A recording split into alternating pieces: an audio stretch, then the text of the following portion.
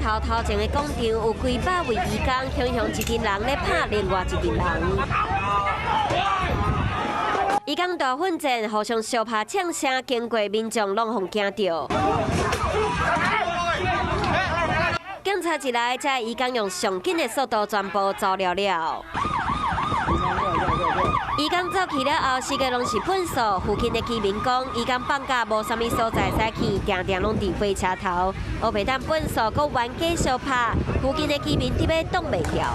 他们那边在办活动啊，他们人很多啊，人多是非多了。 经互了解，相拍义工拢是印尼共乡的，当时是去参加唱歌活动，结束了后，就搁伫火车头。双方因为这个电动自行车发生擦撞，引起这一波的冲突。